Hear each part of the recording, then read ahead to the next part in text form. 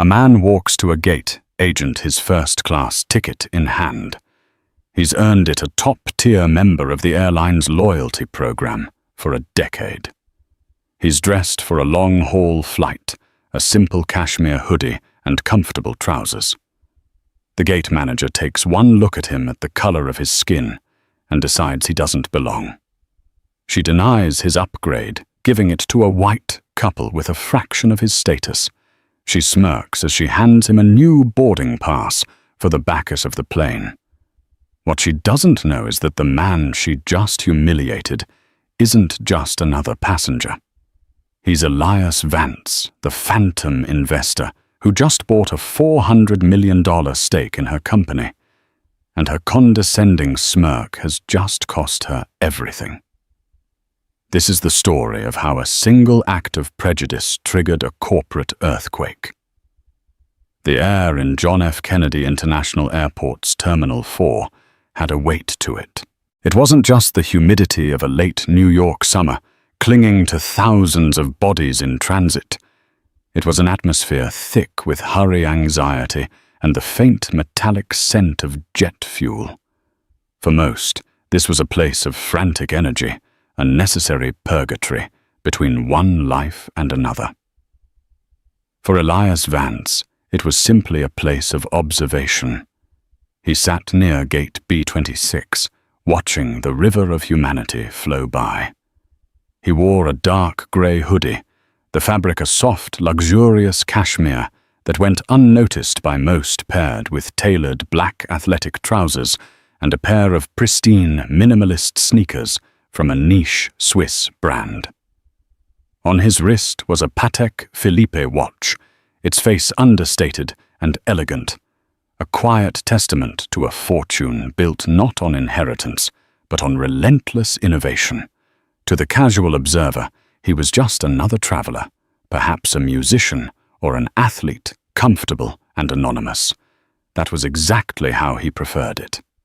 Elias was flying to London Heathrow on Aura Airlines Flight 110. He'd been flying this route for years. First as a struggling startup founder in economy, crammed into a middle seat with a laptop full of code and a dream that felt impossibly distant. Then as his AI logistics company, Nexus Flow, began to soar, he'd graduated to premium economy, the extra legroom a symbol of his slow, arduous climb. For the past decade, he'd flown exclusively in the plush cocoons of first or business class. He was an Aura Airlines Apex Circle member, the highest, almost mythical tier of their loyalty program, reserved for those who practically lived at 35,000 feet. His phone buzzed. It was a message from his financial advisor. Wire transfer confirmed. The 8.5% stake is officially yours.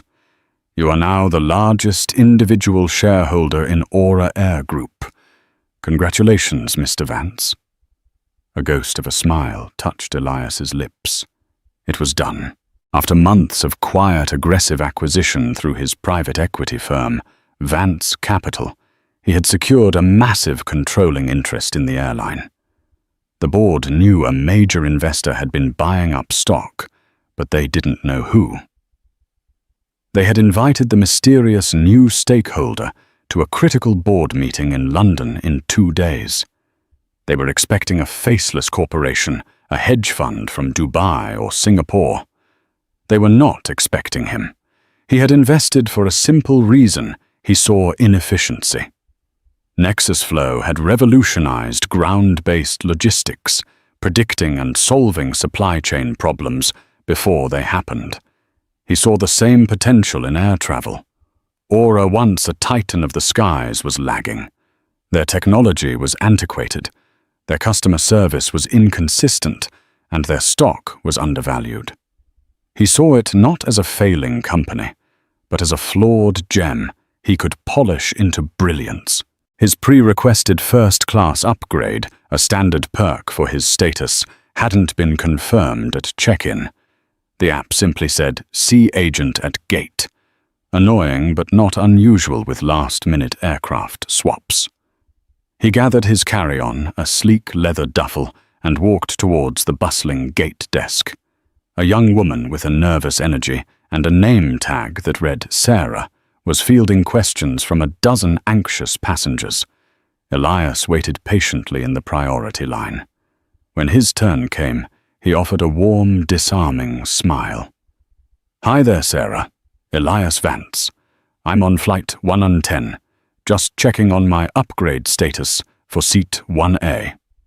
He slid his passport and Apex Circle card across the counter. Sarah's eyes widened slightly as she saw the obsidian black card. "Of course, Mr. Vance. Let me check that for you." She typed furiously, her brow furrowed. That's strange. The system shows the first-class cabin is full, but your upgrade request is still pending. I see your status. You should have been cleared first." Before she could investigate further, a sharp, imperious voice cut through the air. "Is there a problem here, Sarah?" A woman in her late 40s with a severe haircut and a uniform so starched it looked like it could stand on its own, strode over. Her name tag read, Catherine Sterling, Gate Operations Manager. Her eyes scanned Elias from head to toe, and her polite smile didn't quite reach them. The smile was a mask, and behind it a switch had been flipped. Her gaze lingered on his hoodie, his sneakers, and the color of his skin. It was a fractional hesitation, a micro-calculation that Elias had seen 1,000 times before. It was the look that questioned his presence, his legitimacy, his right to be standing in this line, asking for this seat. This gentleman was just inquiring about his upgrade. Sarah said, her voice now timid. Catherine took the passport from Sarah's hand, her painted nails tapping impatiently on the counter. "Mr. Vance," she said, the name sounding foreign and inconvenient in her mouth. "I see. The first-class cabin is completely booked. We will not be processing any more upgrades for this flight." Elias kept his tone even.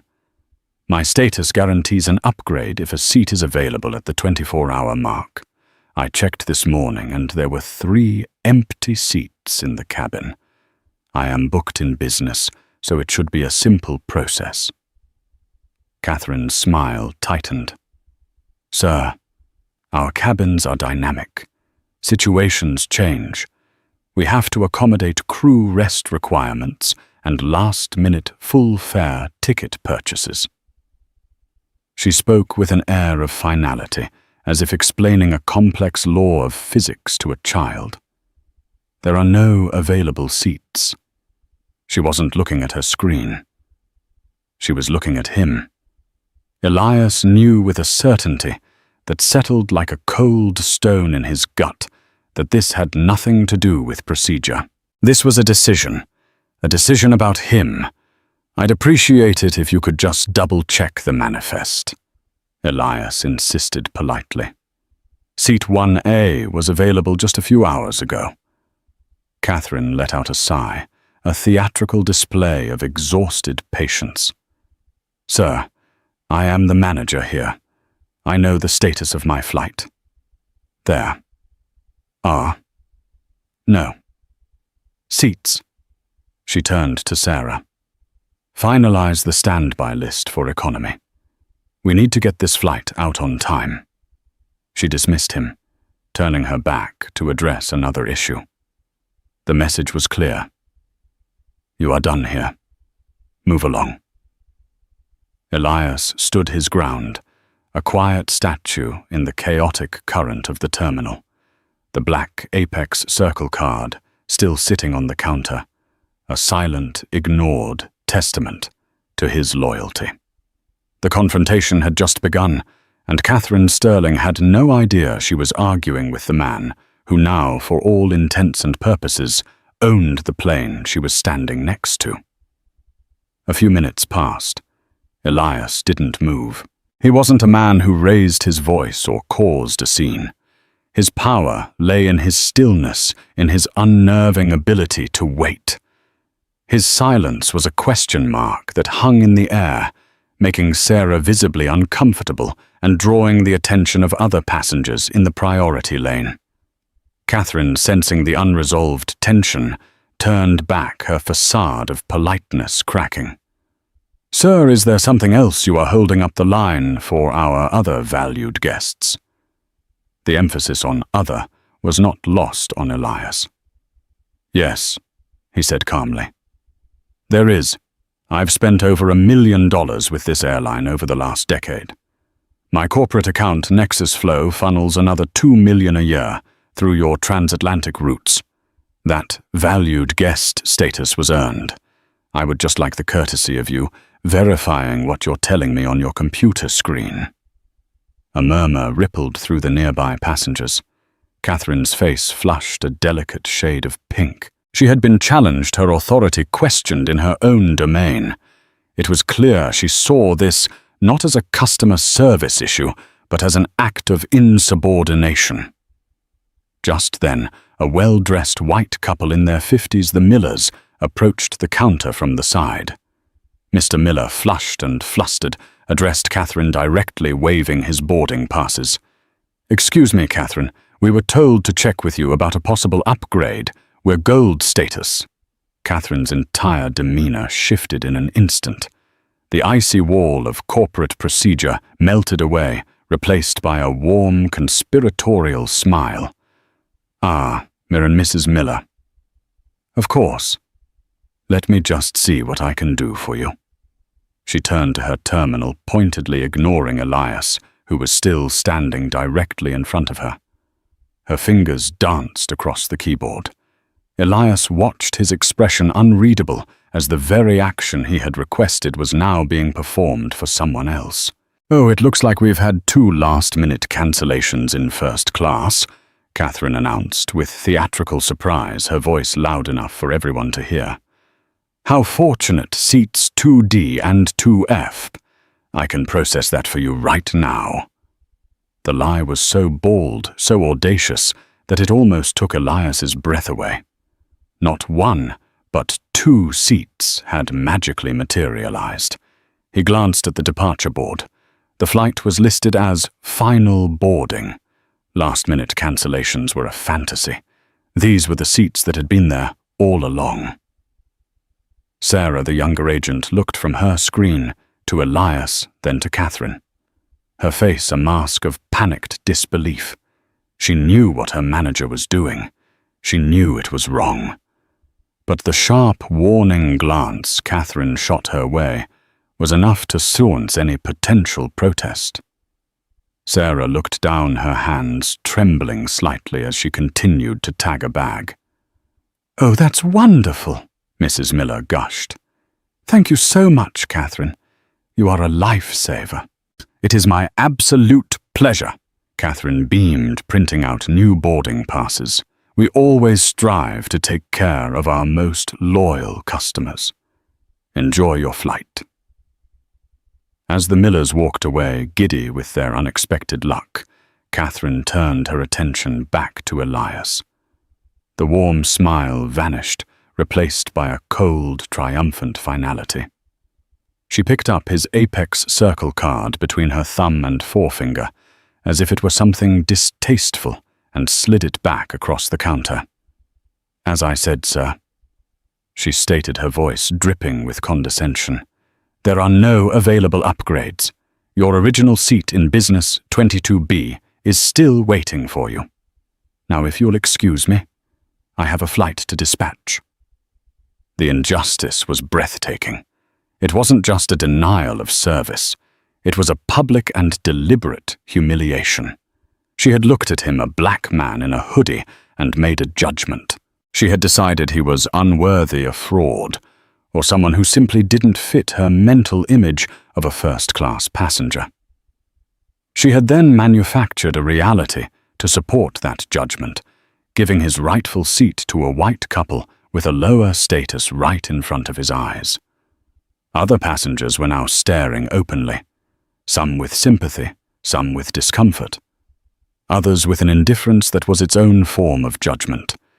Elias calmly took his card and his passport.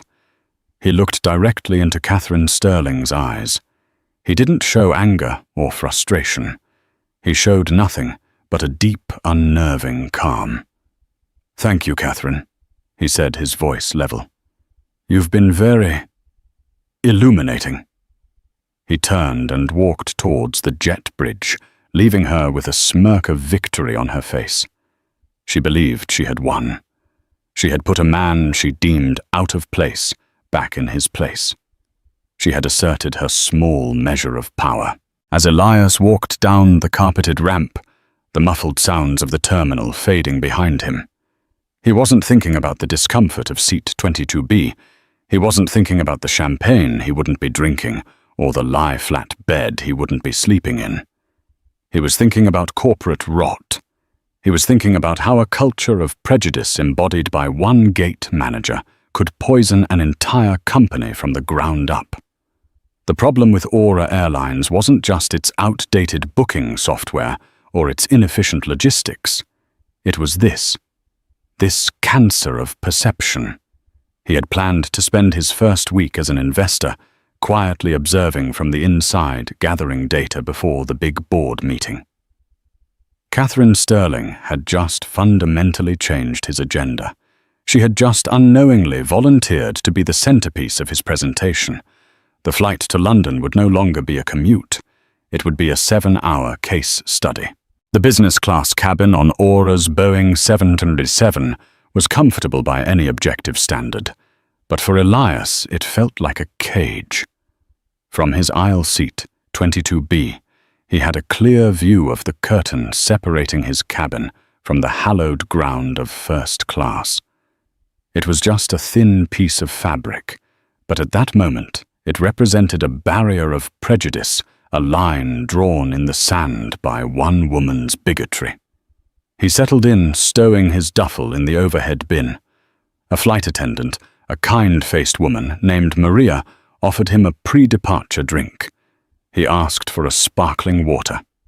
As she handed it to him, he saw her glance at his boarding pass, then back at his face, a flicker of professional curiosity in her eyes. Apex Circle members were rare, and they almost never sat this far back. "Welcome aboard, Mr. Vance," she said, her smile genuine. "It's a pleasure to have you with us. Please let me know if there's anything at all I can do to make your flight more comfortable." "Thank you, Maria." "I appreciate that," he replied. Her warmth was a stark contrast to Catherine's icy dismissiveness. As the plane taxied to the runway, Elias pulled out a small leather-bound notebook and a pen. This was his process, how he had built his MR Observe document, Analyze Act. He started with the boarding. It was chaotic. Catherine's decision at the gate had created a ripple effect of confusion, and the flight was clearly behind schedule. He noted the stressed expressions on the faces of the cabin crew as they tried to manage the disorganized flow of passengers. Note 1. Gate-to-cabin communication is disjointed. Staff appear overworked and unsupported. Low morale is a direct drag on efficiency and customer experience.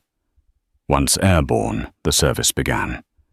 He watched Maria handle the entire business class cabin section with a grace that bordered on heroic. She was attentive, personable, and efficient. But she was just one person. A passenger in the row ahead of him spilled a glass of red wine. Maria was there in a flash, cleaning it up with practiced ease, but it took her away from her other duties for a full 10 minutes. Another passenger's entertainment system was malfunctioning. Again, Maria had to stop everything to troubleshoot. Note 2. Cabin is understaffed. Crew-to-passenger ratio is too high for a premium cabin. This model is unsustainable and relies on exceptional individuals like Maria to prevent constant service failures. What happens when the crew member isn't exceptional? He ate the meal, a dry piece of chicken with overcooked vegetables. It was edible, nothing more. He remembered the menu proposals he had reviewed in his research on Aura. The airline was paying a premium for a high-end catering service, but what was being served bore no resemblance to what was promised on paper. Somewhere between the contract and the tray table, quality was being lost. Note 3: supply chain leakage. Catering contract not being fulfilled. Lack of quality control. Are we paying for filet mignon and serving Salisbury steak? About 2 hours into the flight, he got up to stretch his legs. He walked towards the galley at the front of the business class cabin. Maria was there, taking a rare moment to herself, rubbing her tired feet. "Everything all right, Mr. Vance?" she asked. "Everything's fine, thank you, Maria. You're doing a fantastic job. It can't be easy managing all this on your own." Her professional mask slipped for a second, revealing a genuine weariness. "We're a bit short-staffed today," she admitted with a sigh. "Seems to be the new normal. They keep cutting costs, but the passenger expectations stay the same." She stopped realizing she might be oversharing. "But we manage." "I have a question for you," Elias said gently. "First class, is it completely full tonight?" Maria hesitated, looking over her shoulder as if Catherine Sterling might materialize from the cockpit. Off the record, she whispered, "Completely." She leaned in slightly. "No. Seat 1A is empty. We call it a ghost seat. It happens sometimes when the gate manager blocks a seat for a VIP who never shows, or for a pilot who ends up on a different flight. It's a waste, especially when we have Apex members sitting back here." She gave him a knowing look. "The gate manifest says it was blocked for operational reasons, but the captain confirmed he didn't need it. It's been empty since we left New York." There it was, the final damning piece of evidence. Catherine hadn't just lied about the availability of 2 seats. She had actively kept a seat empty, presumably his requested seat 1A, rather than give it to him. She would rather let a $15,000 seat fly across the Atlantic unoccupied than accommodate a black man in a hoodie. The sheer spite of it was what struck him. This wasn't just a matter of unconscious bias. This was a deliberate act of malice. "Thank you," Maria Elias said, his voice quiet but firm. "You've been very helpful."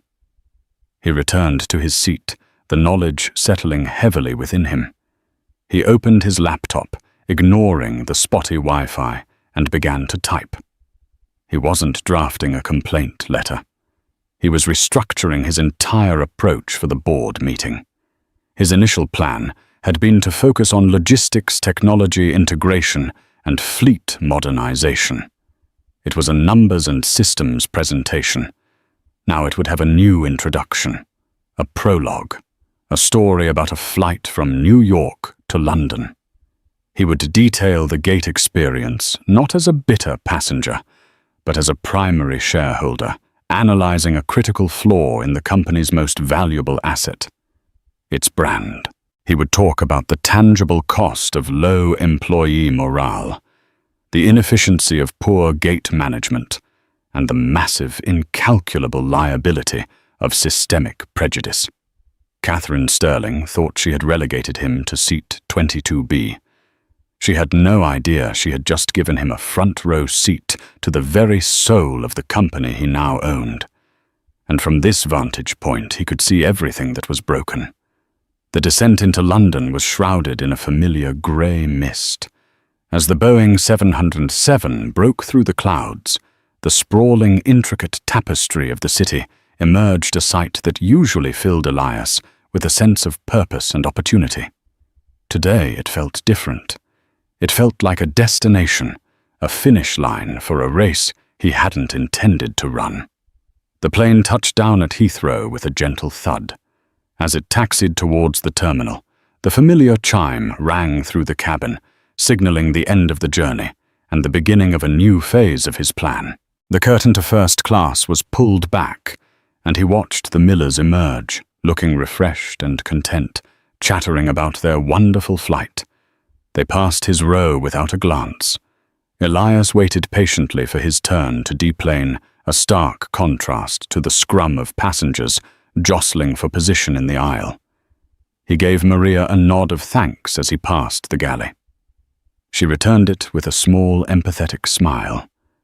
She knew. He walked through the jet bridge and into the vast, impersonal arrivals hall of Terminal 5. While others rushed towards immigration, Elias stepped to the side, pulling out his phone. He scrolled through his contacts past world leaders and tech billionaires until he found the name he was looking for: Robert Harrison, CEO, Aura Air Group. He had Harrison's private cell number, a closely guarded secret provided by the M&A team that had brokered the stock acquisition. They had spoken once, a brief formal introduction a week ago, where Elias had remained anonymous, identified only as a representative for Vance Capital. Harrison was expecting another call to arrange the details for the upcoming board meeting. He was not expecting this call. Elias pressed the button. It rang twice. Robert Harrison. The voice was crisp, professional, and carried the faint, harried undertone of a man perpetually running a global corporation. Robert. "It's Elias Vance," he said, his voice calm, and measured the ambient noise of the airport, a distant hum. There was a brief pause. "Mr. Vance, an unexpected pleasure. I was just discussing your upcoming visit with my assistant. I trust your travels were satisfactory. It was a standard corporate pleasantry, a throwaway line." Elias let the question hang in the air for a second before answering. "My flight was illuminating, Robert. That's actually why I'm calling." The tone of the conversation shifted instantly. Harrison, a CEO for 20 years, was an expert at discerning nuance. He could hear the steel beneath the calm. "Illuminating? Is there an issue I should be aware of? I've just landed at Heathrow on one of your aircraft, Flight 110 from JFK. Elias began. "I have a few preliminary observations I thought you should hear before our meeting on Wednesday. Consider it a live-action field report from your new largest shareholder." Harrison was silent, but Elias could almost hear the man sitting up straighter in his office chair across the city. First, Elias continued, "Your ground operations at JFK are being managed by personnel who are actively sabotaging your brand and alienating your highest-value customers. Second, your cabin crew is understaffed to a critical degree, leading to service degradation and burnout.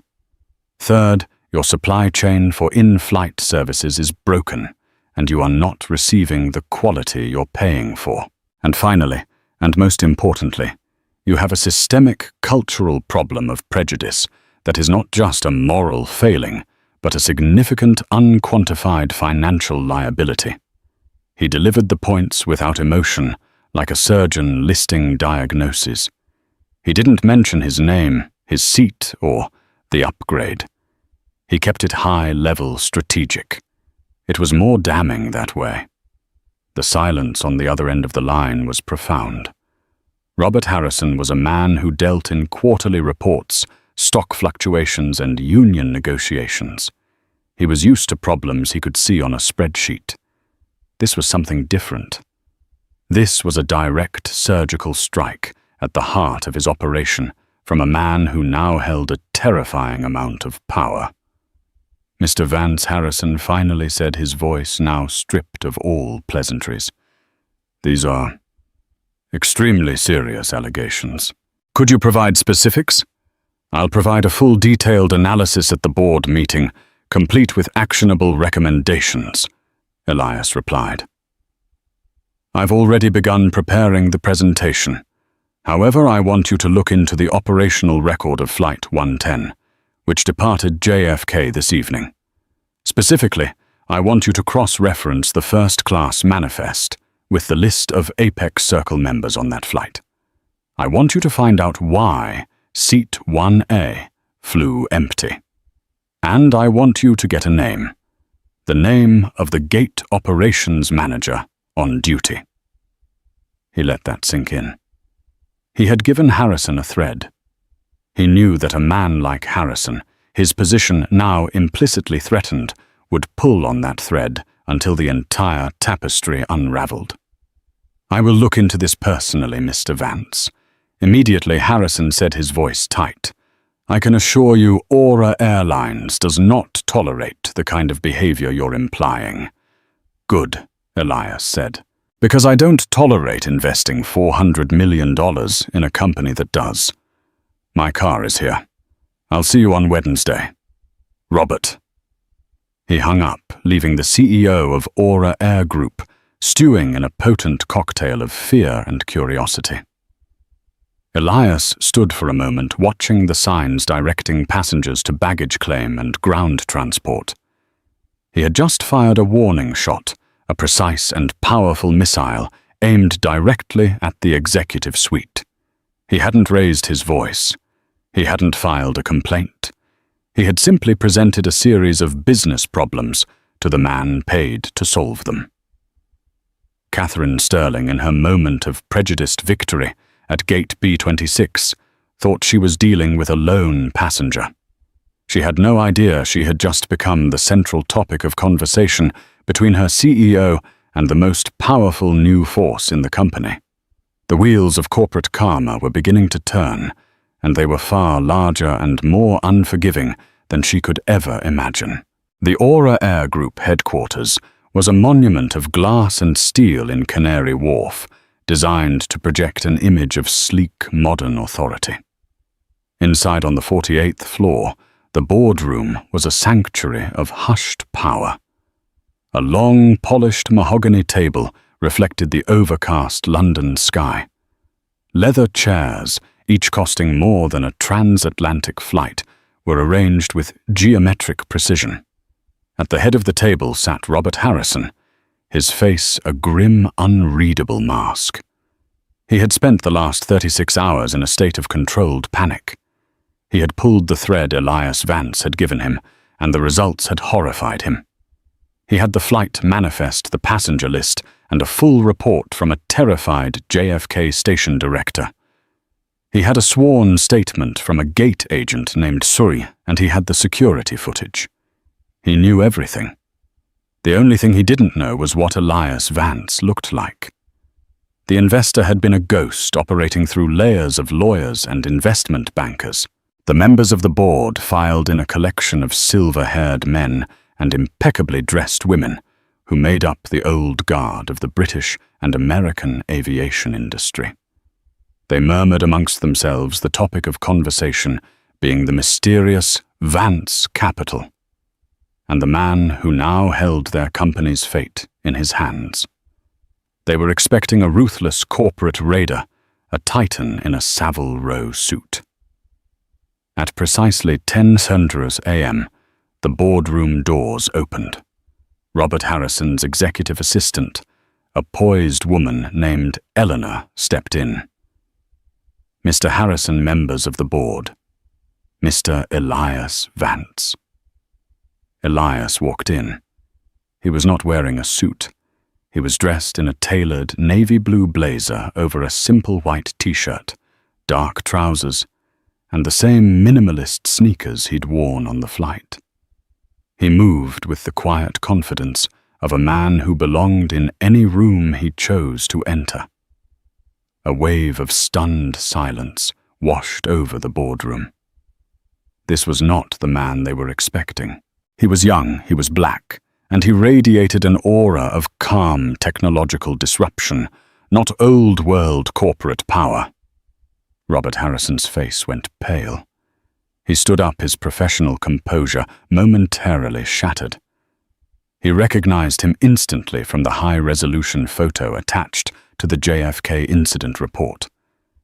It was the man from Flight 110, the man in the hoodie, the Apex Circle member who had been publicly humiliated by his own staff. Mr. Vance Harrison managed extending a hand. "Welcome. We are honored to finally meet you." Elias shook his hand, his grip firm. His eyes swept across the room, meeting the gaze of each board member. "The pleasure is all mine. Thank you for accommodating me." He took a seat opposite Harrison, placing a slim tablet on the table in front of him. There were no piles of paper, no entourage of assistants. Just him. "I know you're all curious about the man behind Vance Capital and my intentions for this company." Elias began his voice, filling the silent room. "My background is not in aviation. It's in predictive logistics.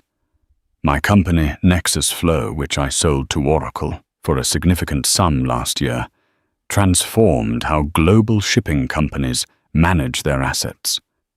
I see the same opportunity here. Not just to improve, but to revolutionize." He tapped his tablet, and the large screen at the end of the room lit up. But it didn't show financial projections or fleet acquisition plans. It showed a grainy, time-stamped image from a JFK security camera. It showed Gate B26. It showed Elias standing at the counter. It showed Catherine Sterling, her expression a mask of condescension. It showed the Millers smiling as they received their new boarding passes. "Before we discuss the future of Aura Airlines," Elias said, his voice dangerously soft, "we need to have an honest conversation about its present. 2 days ago, I took Flight 110 from New York to this city. I did so not as an investor, but as a customer. An Apex Circle customer, your highest tier of loyalty. What I experienced was not an isolated incident of poor service. It was a symptom of a deep cultural disease that is poisoning this company from the inside out." He didn't raise his voice. He didn't sound angry or vengeful. He spoke like a Wharton business professor, presenting a case study, his tone analytical and precise. He laid out the facts one by one. The initial inquiry, the lie about the full cabin, the preferential treatment given to lower status passengers based on, as he put it, a visual profiling inconsistent with company policy. He detailed his conversation with Maria, the flight attendant, and the confirmation of the empty ghost seat 1A. The manager on duty, a Ms. Catherine Sterling, made a decision. Elias explained, looking directly at Harrison. She decided that a $15,000 seat should fly empty across the Atlantic, rather than be occupied by a customer who did not fit her preconceived notion of who belongs in first class. This is not about a denied upgrade. It's about the staggering level of mismanagement and brand damage one employee is empowered to inflict. He swiped on his tablet. A new slide appeared filled with data. Let's quantify the damage. The immediate loss is the price of the seat. But the real cost, the lifetime value of an Apex Circle member, is on average $1.8 million.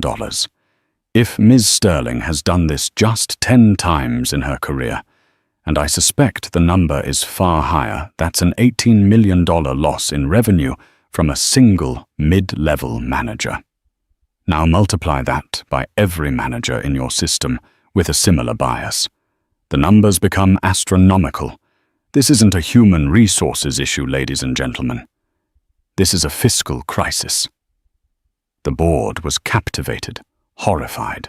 They had been prepared for a fight over dividends and stock buybacks. They were now being confronted with the ugly, rotten core of their own corporate culture, exposed by the very man who could now force their hands. Elias let the weight of his words settle in the room. My investment in Aura Airlines was a vote of confidence in its potential, not its reality. The reality, as I experienced it, is a company with a broken customer promise, demoralized employees, and a culture that allows prejudice to override profit. Before we talk about new airplanes or expanded routes, we need to talk about this. Because if we don't fix the soul of this company, the rest is just cosmetic." He looked at Robert Harrison, whose face was ashen. So Robert Elias asked, his voice now holding a sharp executive edge. "Tell me, what have you done about Ms. Catherine Sterling?" The question hung in the air, a guillotine waiting to fall. The board meeting had been hijacked. It was now a trial. Robert Harrison felt a cold sweat prickle his brow. Every eye in the boardroom was on him waiting. The power dynamic in the room had irrevocably shifted. He was no longer the chairman leading a meeting. He was a subordinate being called to account. He cleared his throat, his voice tight. "Mr. Vance, Elias, your experience is indefensible. It is a profound failure on our part, and I offer you my deepest, unreserved apology. As for the employee in question, I initiated a full investigation the moment we spoke." Harrison gestured to his assistant, who discreetly placed a folder in front of him. He opened it, though he already knew the contents by heart. "The investigation which concluded this morning confirms every detail you outlined." Harrison stated, his voice now firm, regaining a sliver of his executive authority. "We have sworn statements, internal communications records, and of course the security footage, which is damning." He paused, looking directly at Elias. "We discovered this was not an isolated incident. Ms. Sterling has been the subject of 17 informal customer complaints over the past 2 years, citing dismissive behavior, with a disproportionate number of those complaints coming from non-white passengers. These were flagged by the system, but were consistently dismissed by her direct supervisor at JFK, who noted her efficiency in on-time departures." Elias nodded slowly. The rot was deeper than just one manager. It was a systemic failure of oversight, a culture that prized punctuality over people, and Ms. Sterling herself. Elias pressed his gaze unwavering. Her employment with Airlines was terminated effective 1 hour ago, Harrison announced.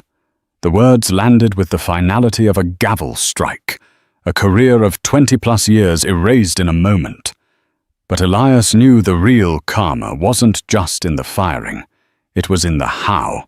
The narrative shifted, and for a moment, the story left the London boardroom and flew back across the Atlantic to the sterile, fluorescent-lit offices of JFK's Terminal 4.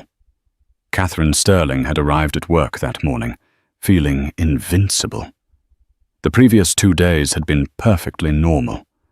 The London flight had departed on time, and the man in the hoodie was a distant, satisfying memory of a minor annoyance professionally handled. She was sipping her morning coffee, reviewing staffing schedules, when she was summoned to the office of the station director, a man named Michael Corrigan.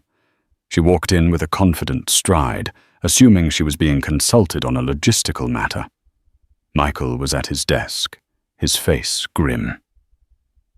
Seated in one of the guest chairs was a woman from corporate HR. This was not a logistics meeting. "Catherine, have a seat," Michael said, his tone devoid of its usual collegial warmth. She sat, a flicker of unease starting to dance in her stomach. "We need to talk about Flight 110 on Monday evening," Michael began. "There was an incident at the gate regarding a passenger, an Apex Circle member named Elias Vance." Catherine's heart began to beat a little faster. "I recall the gentleman," she said, forcing a calm, professional tone. "He was being rather insistent about an upgrade into a full cabin. I handled it according to procedure." "Did you?" Michael asked, sliding a printed photo across the desk. It was a still from the security camera. Her at the counter with Elias. "Our procedure is to check the manifest when a top-tier passenger makes a request. Did you check the manifest before you initially denied him? The cabin was full. I knew it was full. She insisted, her voice hardening. Then perhaps you can explain. This? Michael said, sliding another paper over. It was the final manifest for Flight 110. Circled in red ink was Seat 1A unoccupied. Why did a first-class seat fly empty when our highest-value customer was requesting it? Catherine stared at the paper. The lie was exposed black and white. It was an operational hold. For crew rest, she stammered, falling back on jargon. The captain filed a report stating he never requested a hold. The HR woman interjected, her voice flat and emotionless. We also have a statement from the gate agent, Sarah Jensen, who confirms that you overrode her and refused to check the system, only to find 2 seats moments later for a lower status couple. Catherine's face went white. Sarah had talked. The little mousy girl had betrayed her. She's just a child. She was confused. We have the footage, Catherine. Michael said, his voice laced with weary disappointment. We see you deny the request. We see you turn him away. We see you immediately accommodate Mir and Mrs. Miller. The entire interaction is on video. The room began to feel small, the air thin. She was trapped. Her carefully constructed world of rules and authority was crumbling around her. This was a simple customer service issue. She tried, her voice pleading now. Perhaps I made a mistake, a judgment call that has brought this company to the brink of a corporate catastrophe. Michael cut in. He leaned forward, his eyes boring into hers. Catherine, do you have any idea who Elias Vance is? She shook her head, numb. Michael took a deep breath. Elias Vance isn't just an Apex Circle member. As of this week, through his firm, Vance Capital, he is the single largest individual shareholder of Aura Air Group. The man you refuse to allow into first class owns a larger piece of this airline than anyone else on the planet. He is currently in our London boardroom, with the CEO and the entire board using a recording of you as the prime example of why this company is fundamentally broken. The blood drained from Catherine's face. The floor seemed to drop out from beneath her. It wasn't possible. The man in the hoodie, the quiet, unassuming man she had dismissed with a smirk, owned them. Owned her. The HR woman slid a final set of papers across the desk. A termination agreement. Your actions constituted gross misconduct, a willful violation of company policy, and have exposed Aura Air Group to significant financial and reputational damage, the woman recited. Your employment is terminated effective immediately. You will be escorted from the premises. Your final wood paycheck will be mailed to you. Catherine stared at the papers, her mind a maelstrom of disbelief and horror. The smirk she had given Elias Vance 2 nights ago replayed in her mind, but now it was a grotesque mockery of her own hubris. She had stood on her little patch of linoleum, a queen in her tiny kingdom, and had passed judgment on a king. Back in the London boardroom, the story of Catherine's downfall hung in the air. Elias listened, his expression unchanged. There was no triumph in it for him, no satisfaction. He saw it only as the logical outcome of a flawed equation, a necessary correction. Termination is a start, Elias said, breaking the silence. But firing one person doesn't solve the disease. It only removes a single symptom. The supervisor who ignored 17 complaints still has a job. The culture that allowed a manager to believe she could get away with this still exists. The system is still broken. He swiped to his final slide. It was titled The Aura Ascension Plan. "Here is what we are going to do," he said, his voice now imbued with the full weight of his ownership. "We are going to rebuild this company. From the inside out. Starting today." The trial was over. The reconstruction was about to begin. The karma that found Catherine Sterling wasn't a single explosive event. It was a slow, crushing cascade. Being fired was just the first stone in an avalanche that would obliterate the life she had so carefully built.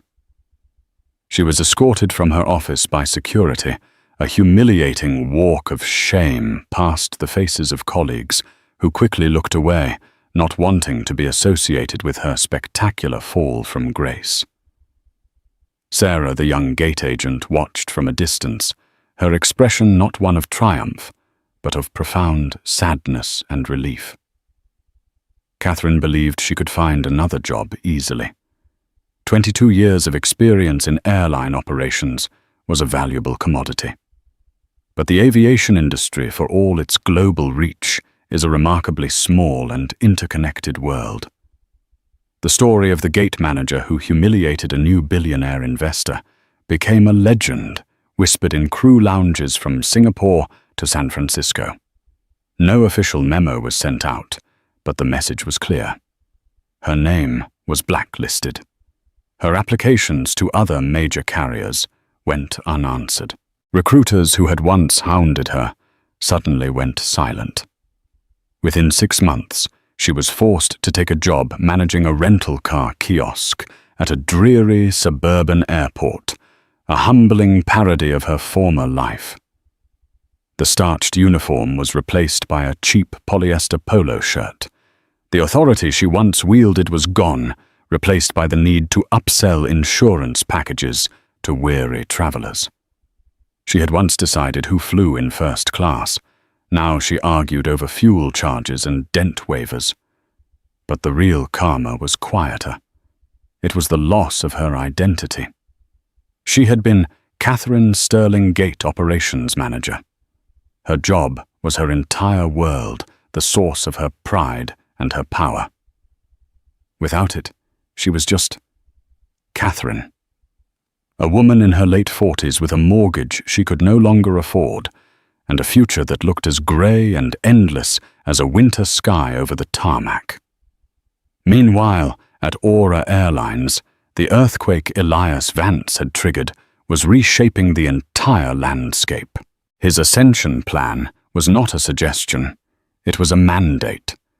He started with the culture. A new mandatory training program, developed in partnership with leading diversity and inclusion consultants, was rolled out company-wide. It was called The View from 22B, a name whose origin was known only to the board. It used the real-life case study of Flight 110 to teach employees about unconscious bias, the true cost of brand damage, and the principle that every customer deserved to be treated with the same dignity regardless of their appearance. Elias promoted Michael Corrigan, the JFK station director, who had acted swiftly to vice president of North American operations. His first task was to conduct a full review of every manager in the system. The supervisor who had ignored Catherine's complaints was demoted. Others with similar records were either retrained or removed. He personally championed Sarah, the young gate agent, who had told the truth. He had her flown to London, where he met with her, and offered her a position on a new customer experience task force. A team designed to identify and solve problems from the ground up. Her courage was rewarded, sending a powerful message throughout the company. Integrity would be recognized and valued above all else. The changes were not just cultural. Using the principles of Nexus Flow, Elias greenlit a massive $200 million overhaul of Aura's technology. The clunky, outdated systems were replaced with a streamlined, intelligent platform that managed everything from booking and upgrades to staffing and catering with predictive accuracy. He renegotiated the catering contracts, implementing a rigorous quality control system with real-time feedback from cabin crew. The dry chicken was replaced with meals that actually reflected the premium price passengers were paying. He increased cabin crew staffing on all long-haul flights, reducing burnout and dramatically improving in-flight service.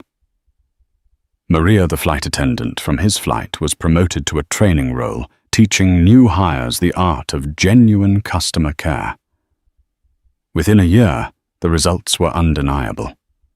Aura's on-time performance, once its only prized metric, actually improved due to the new efficiencies. But more importantly, its customer satisfaction scores skyrocketed. The stock price, which had languished for years, began a steady, impressive climb. The airline, once a fading titan, was becoming sleek, modern, and respected. It was becoming a reflection of its new owner. Elias Vance rarely visited the boardroom anymore. He managed his investment from a distance, trusting the new leadership he had put in place. But one evening, about a year after that fateful flight, he found himself at JFK flying to London for a tech conference. He walked to the gate, a different man in a similar hoodie. The gate area was calm, organized. The agents were smiling, engaging with passengers. He watched as a young family, flustered and running late, were treated with kindness and efficiency. He saw an elderly man in a worn-out coat, clearly not a frequent flyer, being patiently guided through the boarding process by a manager. When he reached the front of the line, the agent scanned his pass, her eyes lighting up in professional recognition. "Welcome, Mr. Vance," she said with a genuine smile. "We have seat 1A ready for you. Thank you for being an Apex Circle member. We appreciate your loyalty more than you know." Elias smiled back. "Thank you," he said. "I appreciate it too." As he walked down the jet bridge and turned left into the serene, welcoming cabin of first class, he knew this was the real return on his investment. It wasn't the rising stock price or the glowing industry reports. It was this: a culture transformed, a promise kept. The quiet, profound satisfaction of knowing he had not just bought a company, but had helped it find its soul. The story of Elias Vance and Catherine Sterling is a powerful testament to the fact that true power is not found in a title or a uniform, but in character and respect. One woman's prejudice, born from a moment of arrogant judgment, set off a chain reaction that she could never have foreseen, proving that karma can sometimes be delivered not by fate, but by a $400 million stock purchase. This wasn't just about one man getting the seat he deserved. It was about an entire corporate culture being forced to look in the mirror and change for the better. If you believe that justice was served and that our actions, big or small, truly have consequences, then please give this video a like. It helps us share more stories like this with the world. Don't forget to share it with someone who needs to hear it. And if you haven't already, please subscribe to our channel and hit the notification bell so you never miss a story. We want to hear from you in the comments. Have you ever witnessed a moment where someone's arrogance led to their immediate downfall? Let us know below. Thank you for watching.